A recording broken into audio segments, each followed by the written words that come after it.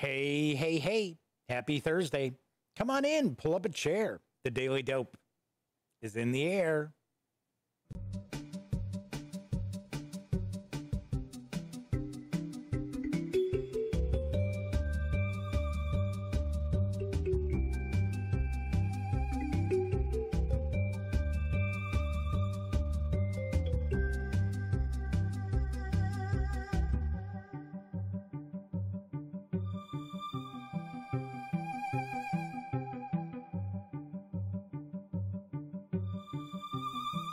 Howdy, howdy, howdy. Yes, I'm Jeff McAleer, back once again as your host here at The Daily Dope, presented by thegaminggang.com, which I happen to be the Grand Poobah, as I am the editor-in-chief as well as the founder of The Gaming Gang. So welcome aboard. Tonight is Wednesday, July 22nd, 2020. This is episode 518 of The Daily Dope. If this is your first time joining me, do want to point out it's very, very casual, just talking tabletop gaming. So we talk about the latest news.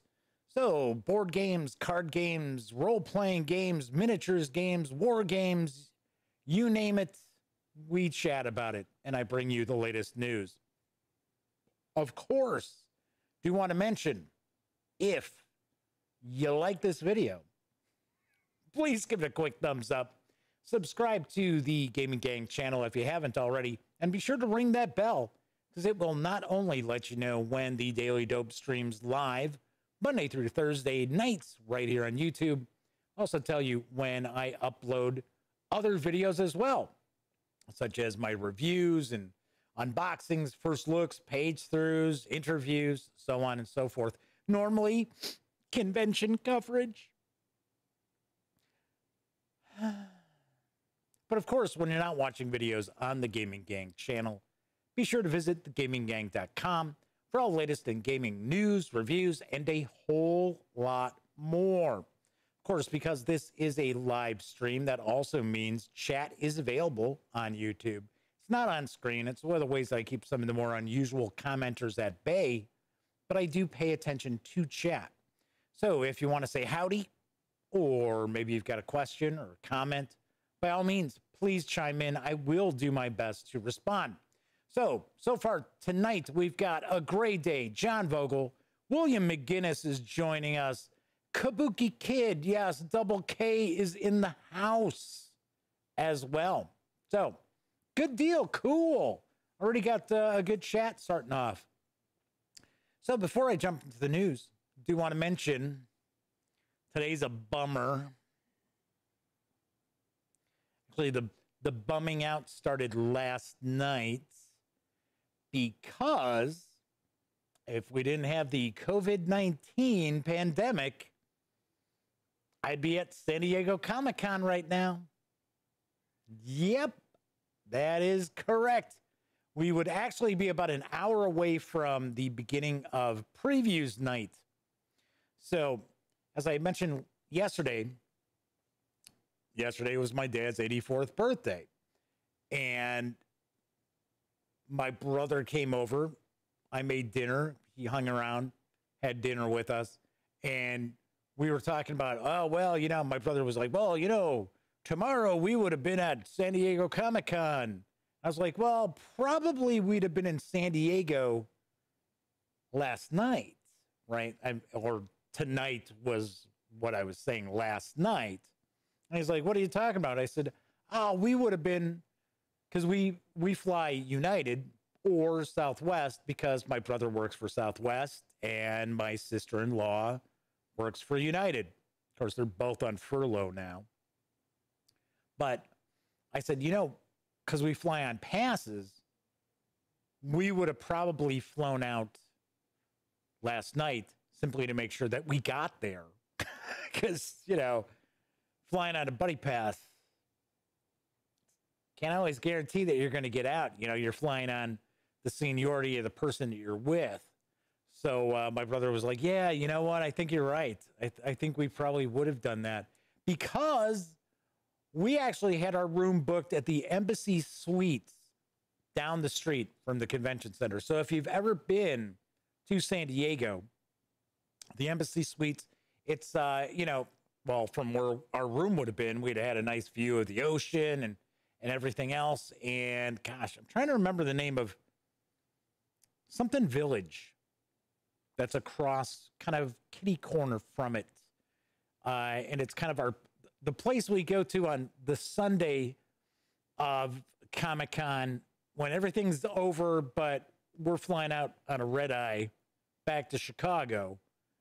We go over to, gosh, I'm trying to remember the name of it. It's something village. And we go over there and have pizza.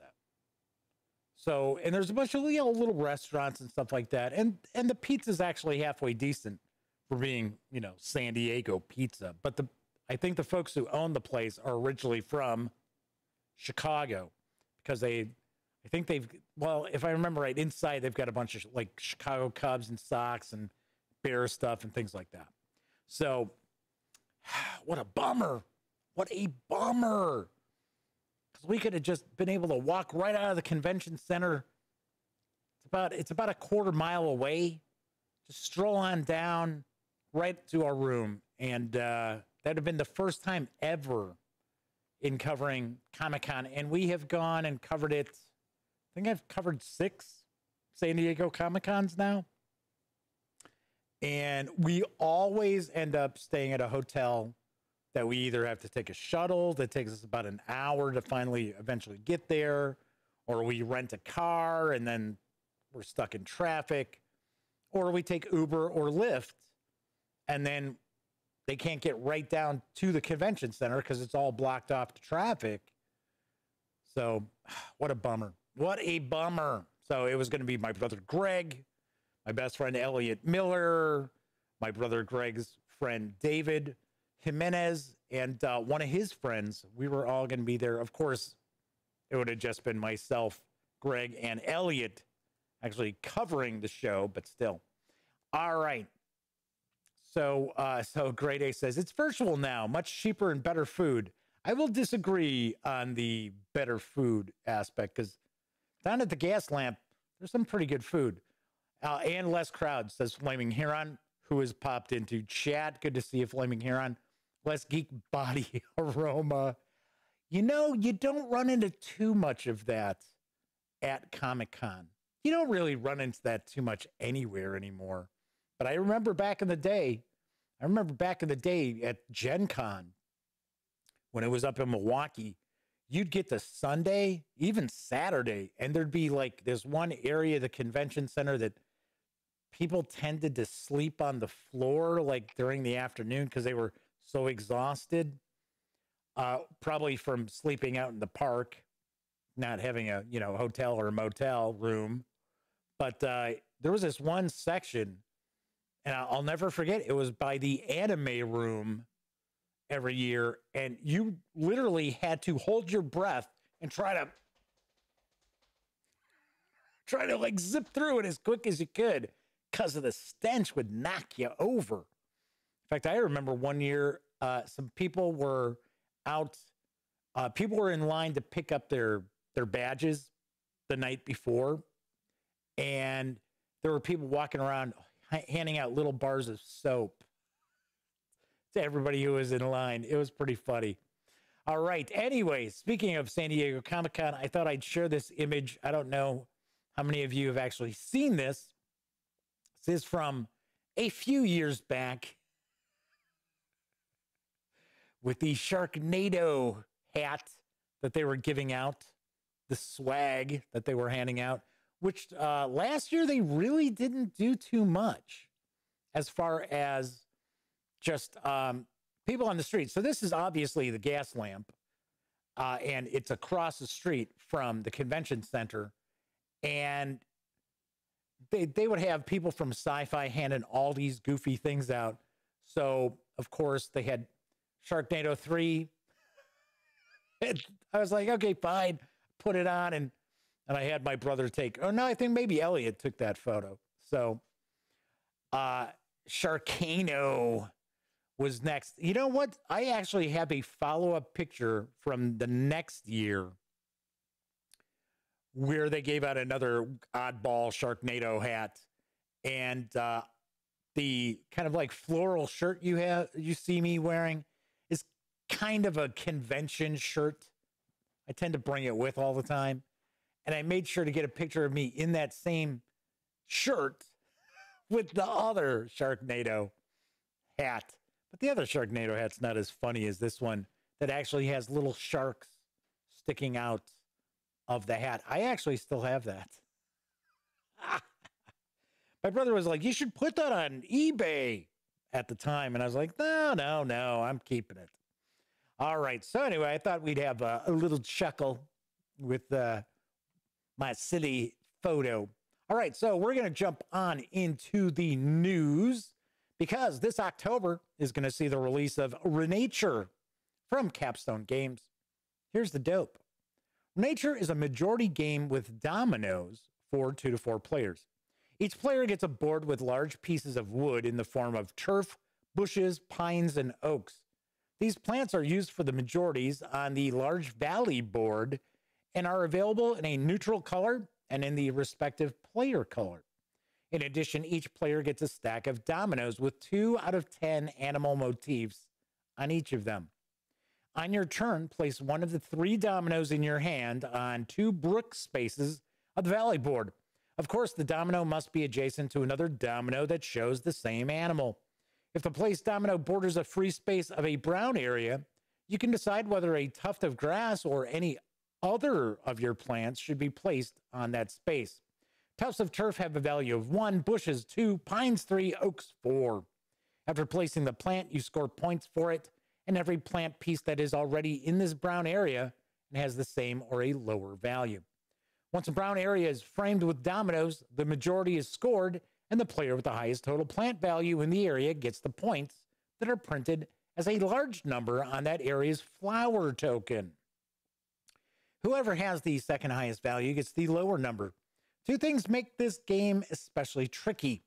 The neutral pieces count as their own color and not among the majority of the player who use them. Also, if colors are tied, they are treated as though they are not present at all in the area. After the area has been scored, the player who framed the area receives its flower token, which will give them extra points at the end of the game. In the course of the game, you may run out of plants, but these can be bought back from the game board with clouds. Clouds can also be used to buy another turn and to appoint a new joker animal. Must be a wild animal. This animal then counts as all animals, there you go, and makes it easier to put on. That just didn't sound right. At the end of a player's turn, a domino is drawn, and then it's on to the next player's turn. Once all players have run out of dominoes, the game ends with final scoring. Renature is for 2 to 4 players, ages 8 and up, which I'm kind of surprised because it's got all these dominoes in it. Plays in around 45 to 60 minutes and will carry an MSRP of $49.95 when it arrives on October 28th. This could be kind of interesting. I'm a fan of tile laying games. I guess I could check out a domino laying game. But the one image that's showing right now looks kind of neat. Looks kind of cool. And it does look like you're getting quite a bit for your $49.95. So it's Wednesday. So let's talk a little bit about war games, because now up on the GMT Games P500 list is Drop Zone Southern France. Here's the dope. Drop Zone Southern France is a fast-playing, about 2 hours, company-level block game of the Allied airborne assault, codenamed Operation Rugby, that spearheaded Operation Dragoon, the invasion of southern France, the second D-Day, August 15th, 1944. Early on the morning of D-Day, the Allied 1st Airborne Task Force parachuted a dozen miles behind the Riviera landing beaches to seize key towns and road junctions to prevent the German occupation forces from counterattacking the amphibious landing and to facilitate the advance of Allied forces. The 4 a.m. parachute drop was badly scattered due to an unexpected dense fog bank that blanketed the battlefield. Drop Zone Southern France covers the first 2 days of this airborne operation in 6 tense turns, when the American and British paratroopers and glider men fought surrounded and alone, supported only by French resistance bands. The game board is a hex map of the Argens and Netterby River valleys and surrounding areas in Province Southern France, covering the area of operations. Each hex measures about 500 meters across. The key towns, villages, roads, rivers, and bridges that were fought over are indicated. The blocks portray companies and company-sized units of Allied paratroopers and glider men, French resistance bands, German infantry, and a few small armor units on both sides.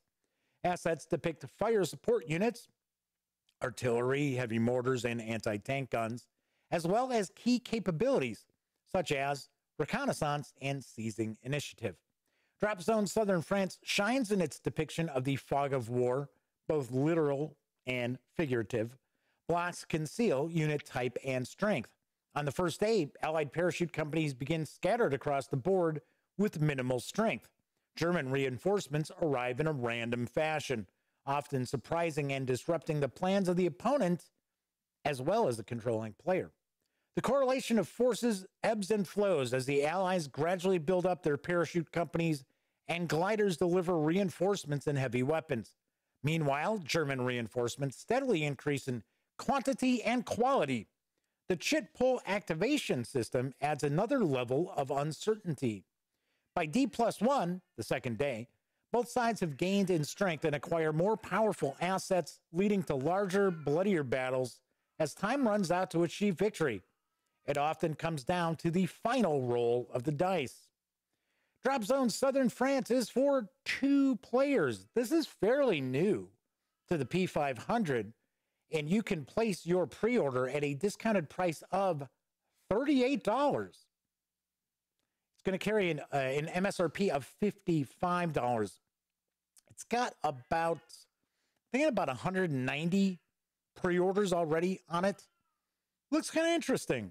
And of course, I am sharing some prototype images, keeping in mind those blocks would not be laying on the board like that unless it's a battle. And then, of course, you're comparing them together.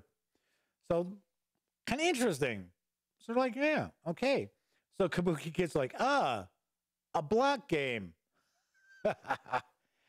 And Mandy Woodcock has joined us in chat. Welcome aboard. I believe this is the first time Mandy has popped in to say howdy to us. So Kabuki Kid says that they just got Command and Colors Ancients and need to do the stickering. Yowza. Yes, that is the one aspect of the Commands and Colors series of games from GMT that is kind of a pain. And that is stickering the blocks. Yeah, and you know, gosh, I've been stickering blocks for years, and I still have to make sure that I really, really, really take my time with it. It's sometimes, because the thing is, and anybody who's stickered blocks or stickered anything game-wise already knows, is that if you put the sticker on, good luck getting it back off if it's crooked. Yes. Craig Martin has arrived. So, so there we go. Craig Martin was Mandy. There we go. All right. Somehow Google swapped us around. Yes. So, completely understand. You got 2 accounts on the computer. So good to see you, Craig. Thanks for joining us. So, yes, and Command and Colors Ancients is pretty good. I enjoyed it. There are quite a few expansions to it. Command and Colors Napoleonics is also a pretty good series. The medieval, it was all right. Just didn't have enough different with it. So, a Great A says, best block game is Sekigahara. I agree. That is a very good game. I can't say it's the best block game because Columbia's got some pretty good block games that are very easy to get into. So Julius Caesar and Nappy Fourth are also great. There you go. Julius Caesar is an excellent Columbia game. I've got a review of that. Any love for Hammer of the Scots? I've never played it. I have, oh gosh, what did I just review not too long ago from Columbia? It was Richard III, which is similar to Hammer of the Scots. But Grant over at Columbia was like, because I had asked, I said, oh my gosh, I'd love to review Hammer of the Scots. If I remember right, because we talked at Gen Con, did an interview with him. And if I remember correctly, I think they were out of it. I don't think they had it. I should reach out to Grant, see what's going on, because they have been releasing a lot of the block games for PC. So John Bogle says Worthington Games has some good block games also. Well. So, speaking of Worthington Publishing and block games, though this is going to be a little bit different. Now available from Worthington is Napoleon Returns. So that's kind of funny that we mentioned Worthington and just who happens to be the next news piece. Yes, because it's Wednesday. It's War Game Wednesday. Let's talk about two. Talk about two war games. Here's the dope on Napoleon Returns 1815.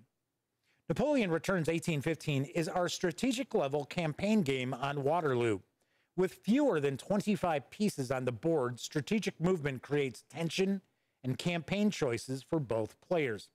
Further, a limited number of movement points adds to the tough decisions for players. Once battle commences, a unique twist on a classic battle card system comes into play. The game is playable by 2 to 3 players with a playing time of around 90 minutes. Several games can be played in an evening and makes for great tournament play. Wooden rectangles with labels are used for the core maneuver markers. The core boards track core strength and fatigue, and the tracking markers are wooden cubes. The core unit boards will be high-quality cards with period art. The battle cards will be top-quality linen finish cards with large, readable print. I believe the info on the Worthington site, because I think this was Kickstarted, I think they just copied and pasted from the Kickstarter. For those of you that remember the Avalon Hill Classics, Napoleon, I do, and We the People, that I did not play, you will easily pick up some of the blended concepts and a nod to these classics. The setting is a strategic map of the Waterloo campaign. The combat system uses cards based on core strength and leader abilities.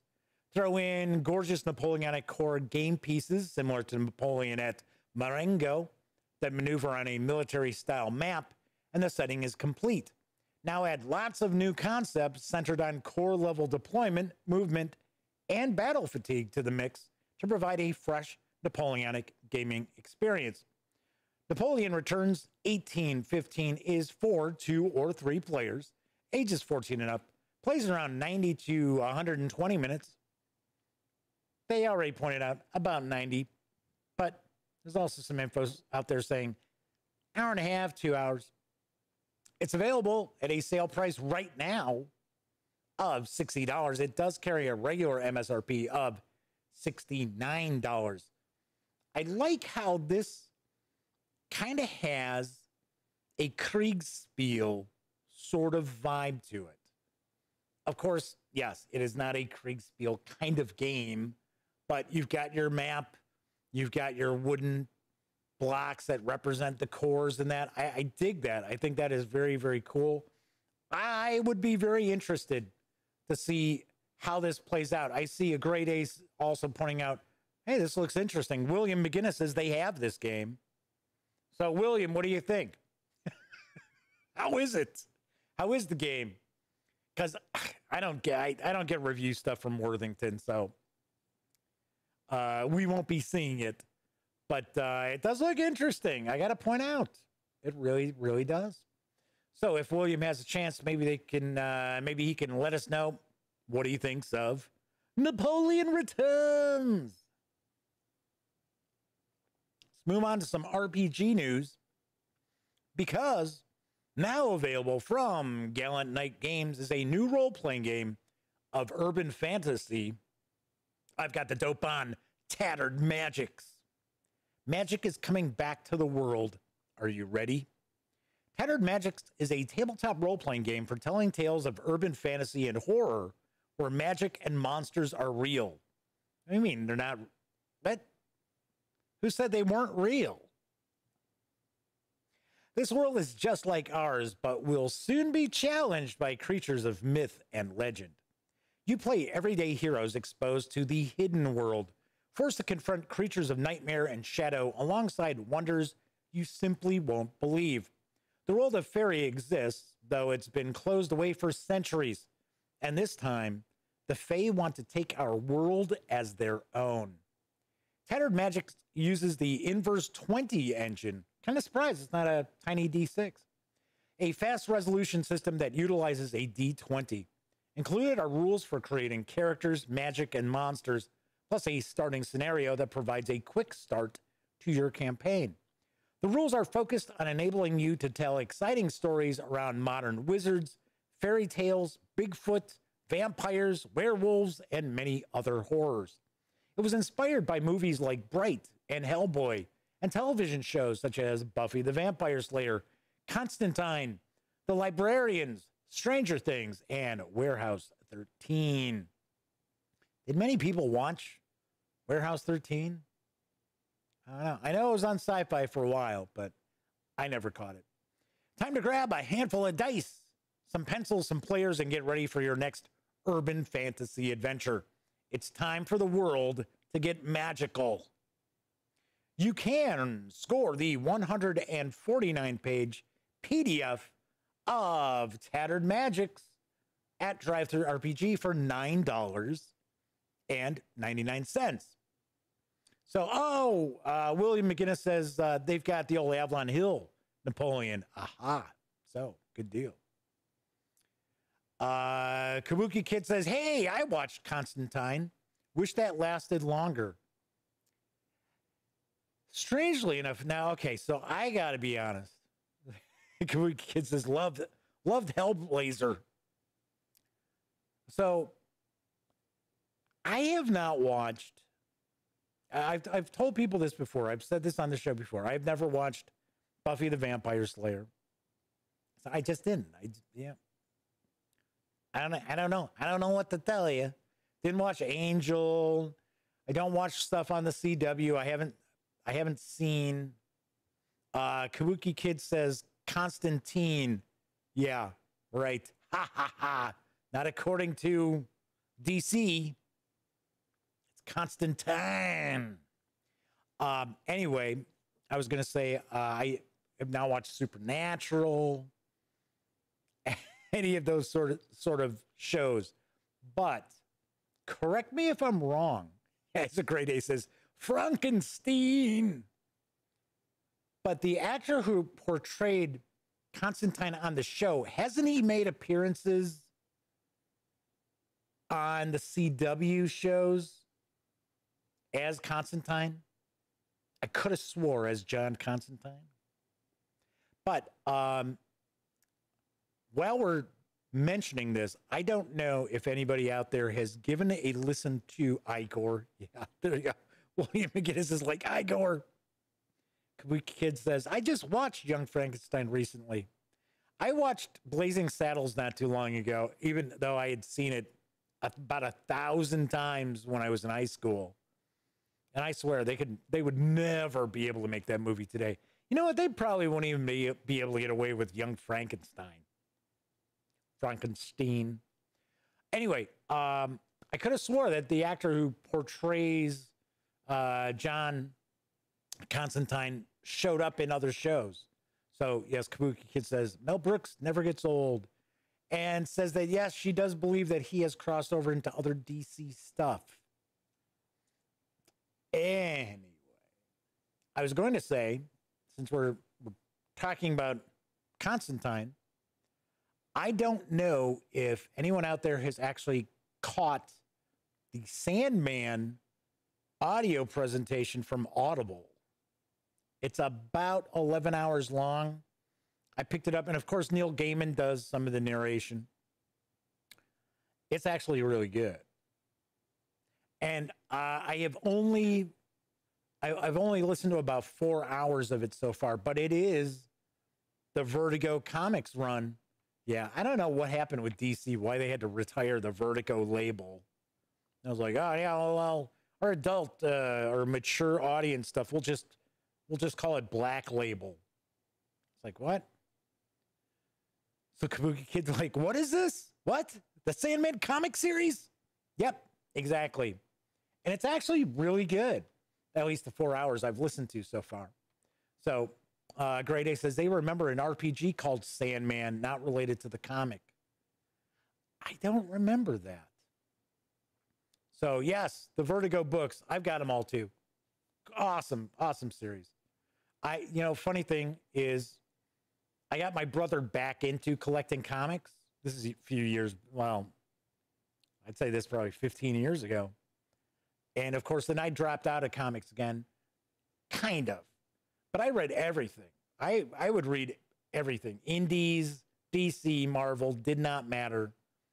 My favorite comic is Strangers in Paradise. I know, and people are like, what's that? My all-time favorite comic book. Loved it. Loved it. Loved it. Loved it. Anyway, Terry Moore, Abstract Studios.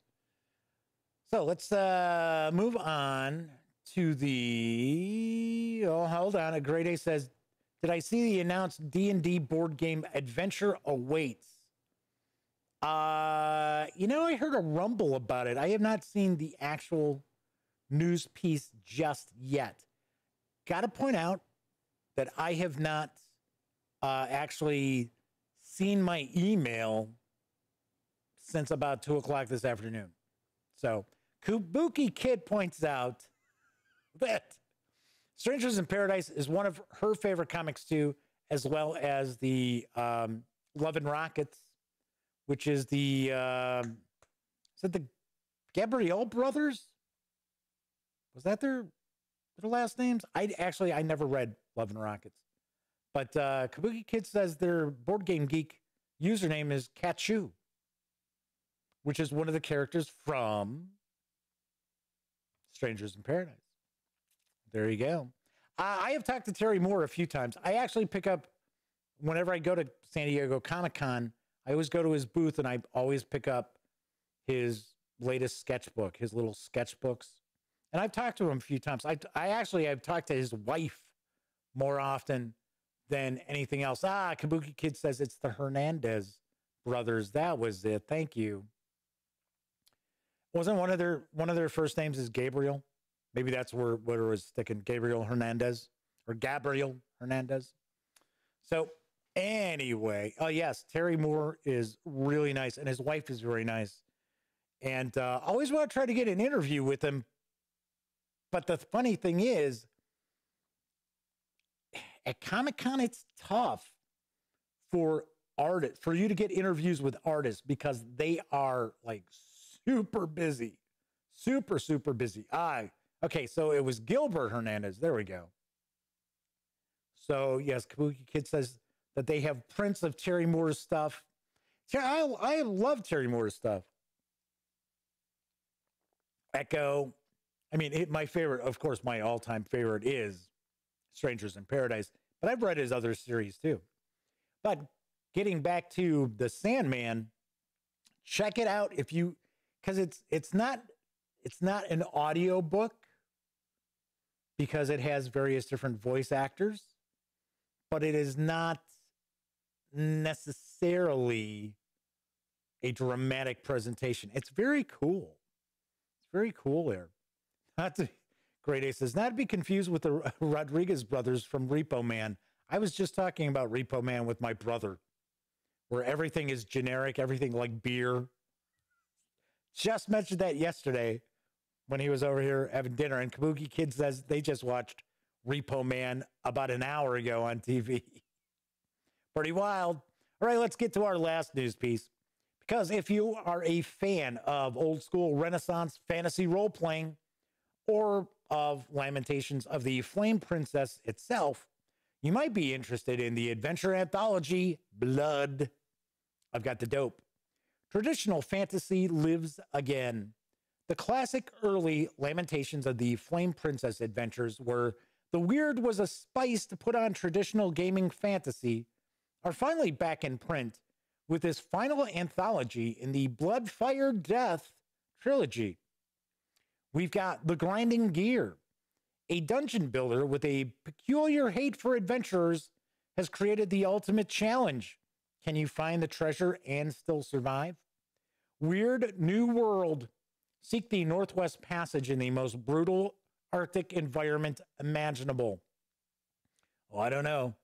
I can imagine quite a lot. Hammers of the God. The lost shrine of the dwarves has been found. You're not ready for the secrets found within. No Dignity in Death. The Three Brides. A trilogy of tragic adventures all about love and loss, as well as the People of Pembrokeshire. This companion piece to No Dignity in Death includes over 100 odd and bizarre NPCs to bring Pembrokeshire to life. Presented in all-new graphic design and cartography, and generously illustrated with over 250 pieces of new art. This is for use with Lamentations of the Flame Princess, weird fantasy role-playing. Is that how that's usually titled? I thought it's just Lamentations of the Flame Princess. Anyway, it's also for use with other traditional tabletop role-playing games.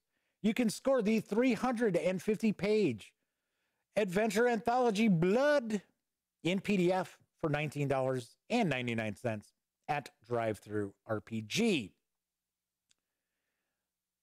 So, I also do want to mention, whenever I talk about DriveThroughRPG, the gaming gang and thus the Daily Dope are affiliated with the One Bookshelf sites. So, if you are considering going over to visit DriveThroughRPG, please stop by at thegaminggang.com first.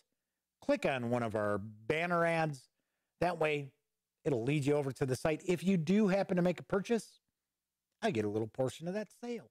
And all those little portions add up. They really do and really help out.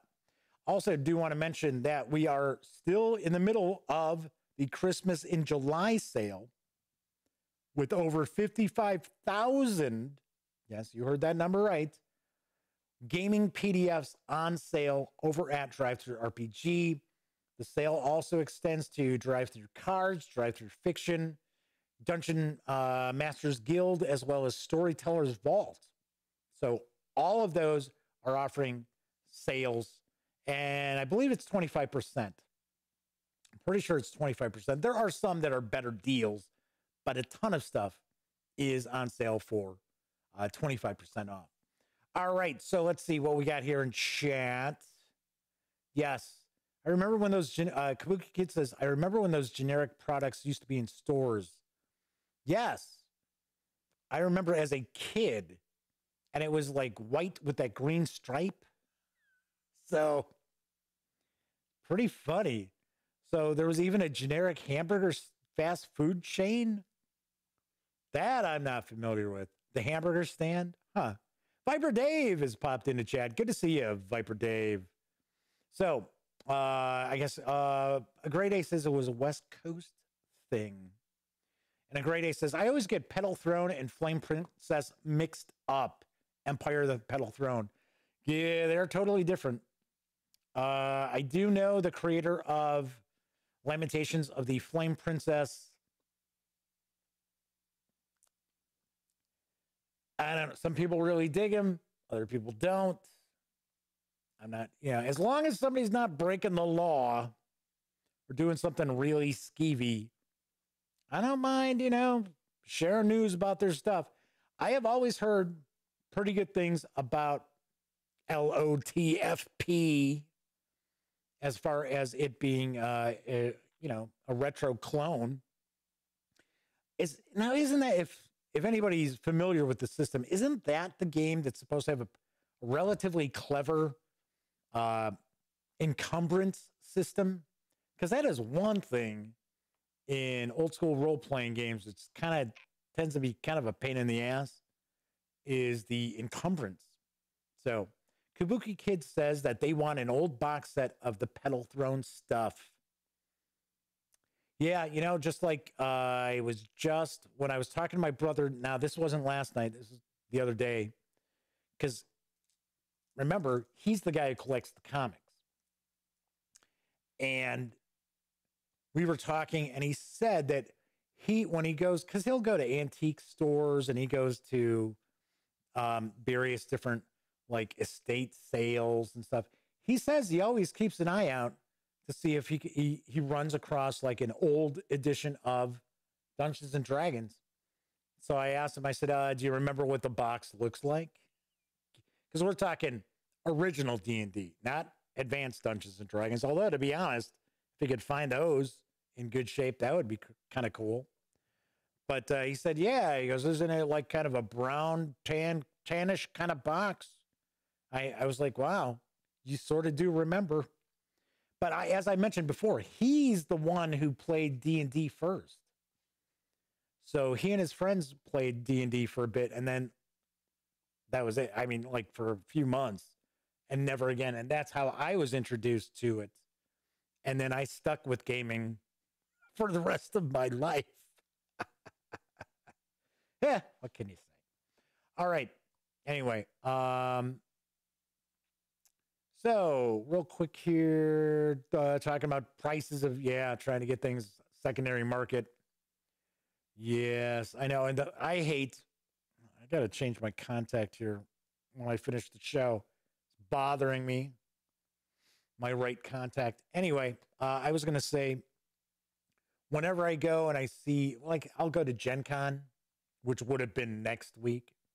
I'll go to Gen Con and I'll see different stuff at the auction where they have in the case where it's like, oh, this is really special, very rare stuff. And I see stuff that I had, and I'm like,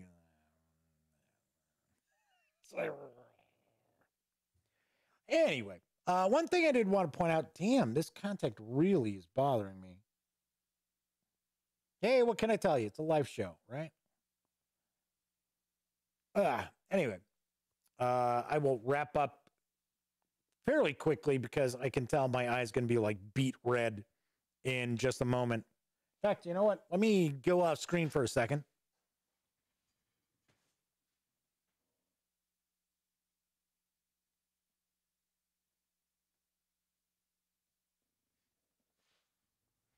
All right, kind of readjusted it for a sec to see if that might help, but it's not.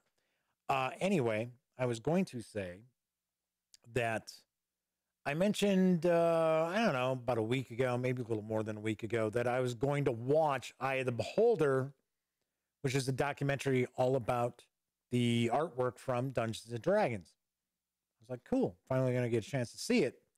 And I am going to actually check out, the hell is it called?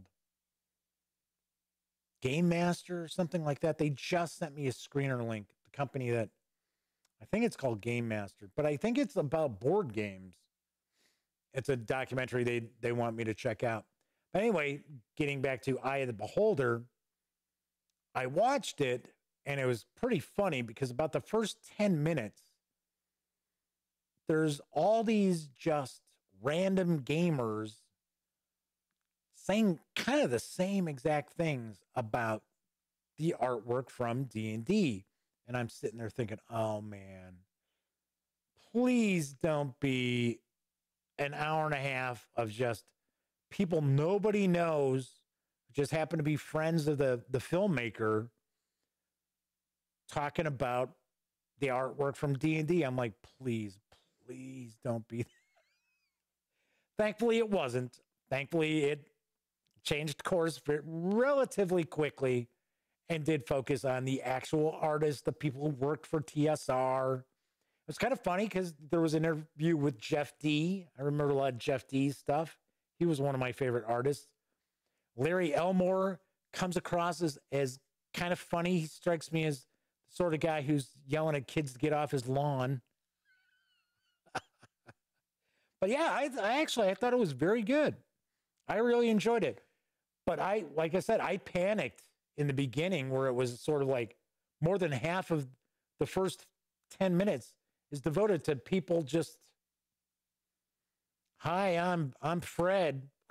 This is what I think, which is kind of the same exact thing as what the other person before me thinks. I was like, oh, please, God, no, God, no. Just like Secrets of Blackmore. I don't know if anybody out there has seen that. I was disappointed. I really was. I was disappointed in that. It was not paced very well. I mean, I found it interesting, but I mean, there was some of that stuff I already knew about Dave Arneson. So, and of course, Secrets of Blackmore is kind of being portrayed as, oh, well, you know, the real untold story, the beginnings of Dungeons and Dragons. It's almost all about various different miniatures gaming that Dave Arneson was into. There's very, very little actual D&D discussion in it. So it's like, I mean, it wasn't bad. It wasn't horrible. It was certainly nowhere as good as Eye of the Beholder. I'll tell you that much. Anyway, I'm probably going to watch that documentary tomorrow night.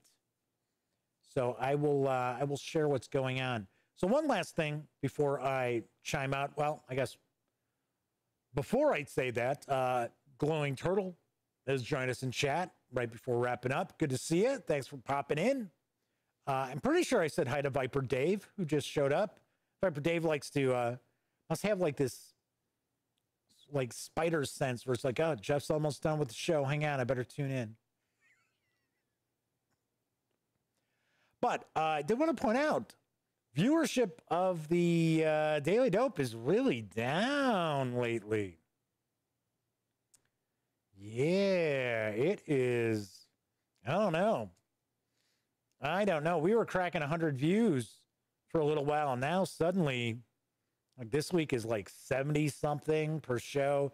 Yesterday's episode, I think, had like 51 views. As I went live today, I don't know. Kabuki Kid says that Viper Dave watches the show in reverse. Actually, I might make more sense that way. But I just want to point out, if you have friends who are into gaming and they aren't aware of the gaminggang.com, let them know. Tell them about it. Share the website.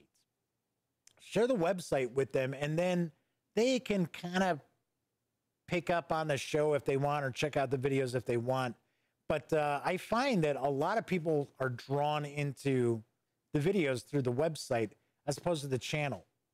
Because there are a lot of people out there who think the Gaming Gang is simply a YouTube channel, and that is the furthest thing from the truth. So, anyway, so Kabuki Kid says, that sounds like an odd choice to focus on mini games that Dave Arneson played. Yeah, but that's the history of D&D. That's where it came out of. Gygax was a big historical miniatures player too. Arneson was the idea guy. Who I'm sure most of you all know this, but Arneson was the idea guy. Arneson just had a hell of a time putting the stuff down on paper so people could understand it. And that was Gygax's forte, where he could structure things where you could read a rule book and understand what the hell was going on.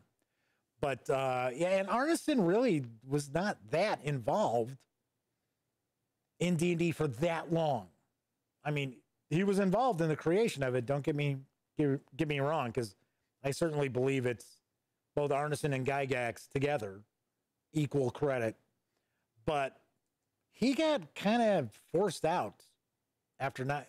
I don't know if he was necessarily forced out or if it was just he just never could like deliver on time what they needed. And I heard that they would get all these sheets of paper, just with stuff scribbled all over it. It was like, okay, I guess we're supposed to make rules out of this.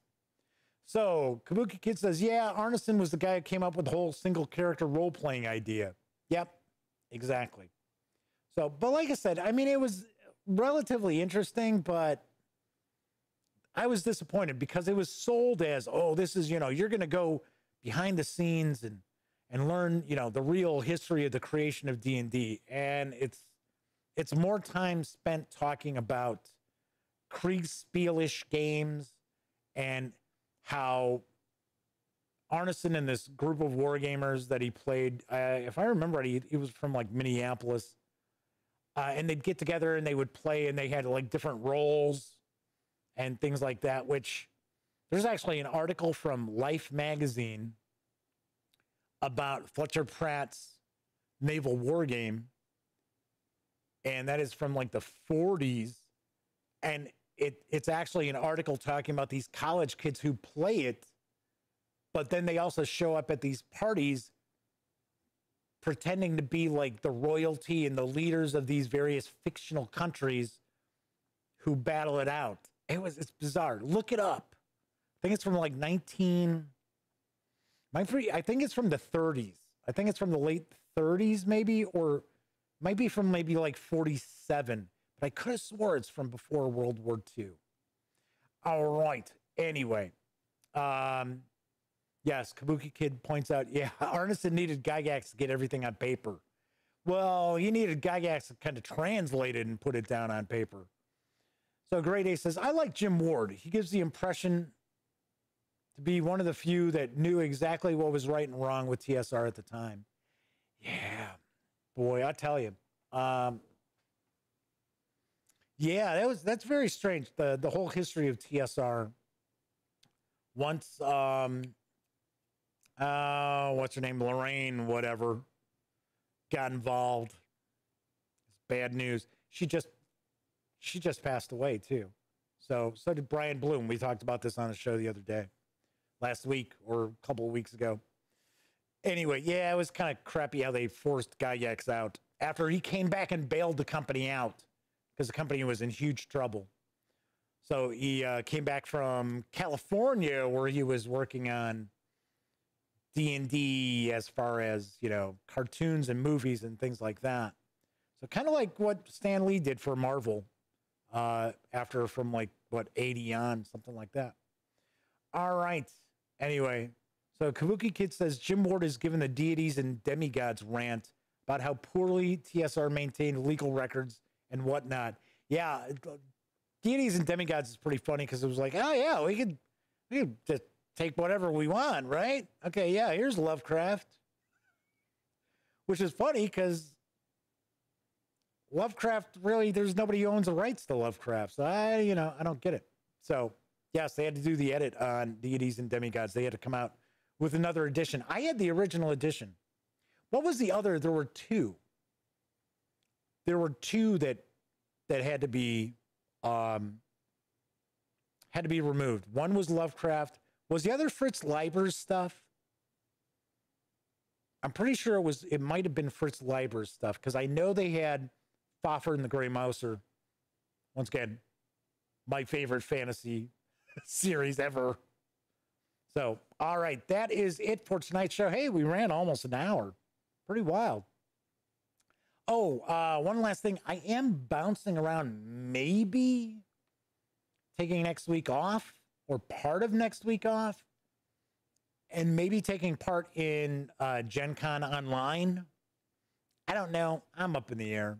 I don't know. Kabuki Kid mentions it was Elric, Michael Moorcock's series.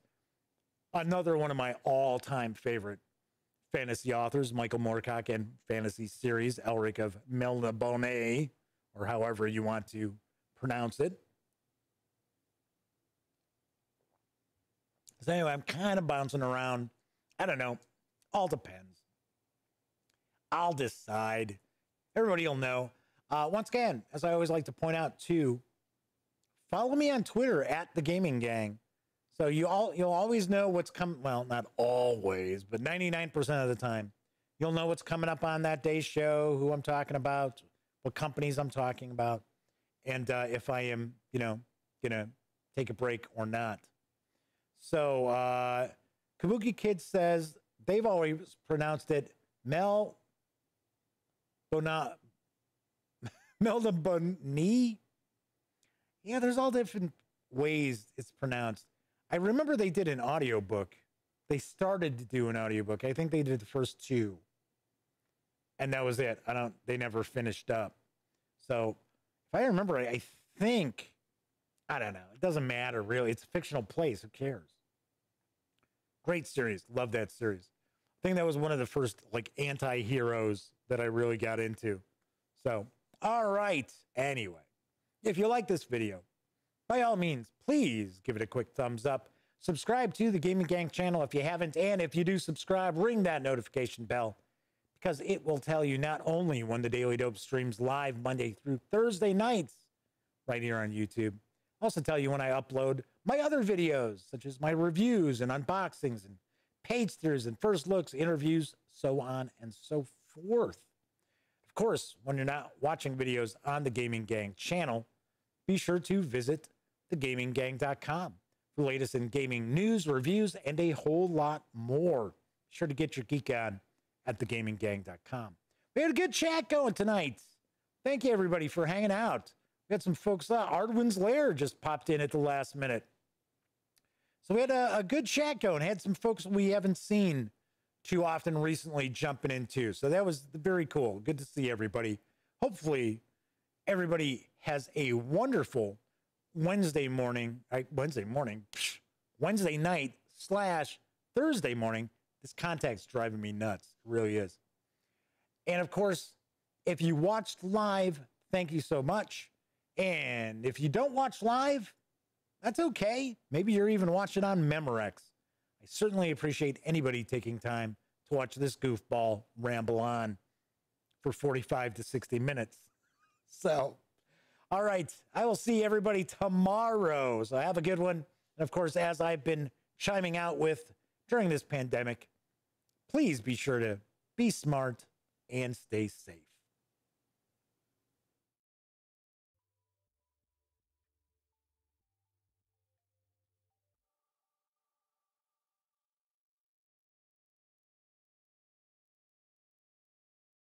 Oh, you're still here. Well, if that's the case, by all means, subscribe to the Gaming Gang channel by clicking right here. And of course, if you want to catch up on past episodes of The Daily Dope, check out this playlist. And if you'd like to see what YouTube's recommending you take a peek at from the channel, just give a click right over here. Of course, I'm Jeff McAleer, and once again, thank you very much for watching.